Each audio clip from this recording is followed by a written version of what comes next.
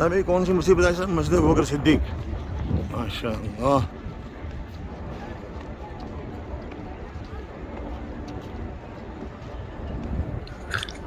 یہ جو مسجد ہے بڑی تاریخی مسجد ہے جس کی طرف ہم جا رہے ہیں، مسجد ابوبکر صدیق رضی اللہ عنہ.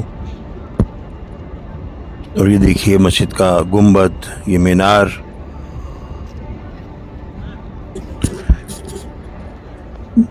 تاریخی طور پہ اس مسجد کے بارے میں کہا جاتا ہے کہ یا تو یہاں پہ اپنے دور خلافت میں سیدنا حضرت ابوبکر صدیق رضی اللہ عنہ رہائش پذیر تھے، اور یا یہ کہ یہاں پہ ان کی کوئی زندگی کا کوئی نہ کوئی واقعہ ہوا تھا جس کی وجہ سے یہاں پہ مسجد جو ہے بنائی گئی، اور اس کا نام جو ہے وہ حضرت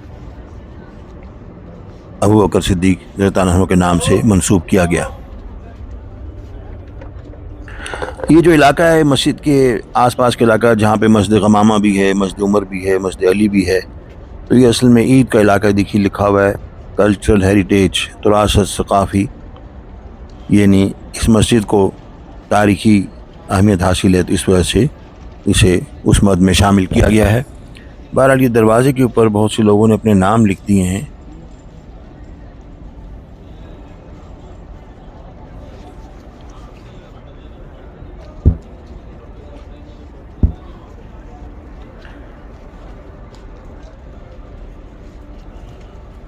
تو یہ جو مسجد ہے مسجد ابوبکر صدیق رضی اللہ عنہ،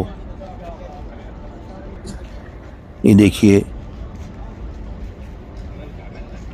حاضر المسجد سیدنا ابوبکر صدیق رضی اللہ عنہ.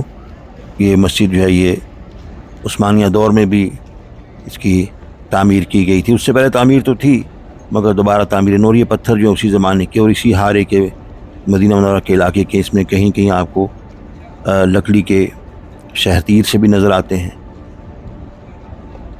یہ میں آپ کو گھوم کے سارا منظر دکھا رہا ہوں تاکہ آپ کو واضح طور پہ پتہ چلے کہ مسجد جو ہے وہ یہاں پہ کسی صاحب نے کپڑے جو ہیں وہ سکھانے کے لیے لٹکائے ہوئے ہیں. غالباً یہیں کا کوئی چوکیدار وغیرہ ہوگا، بہرحال واللہ عالم.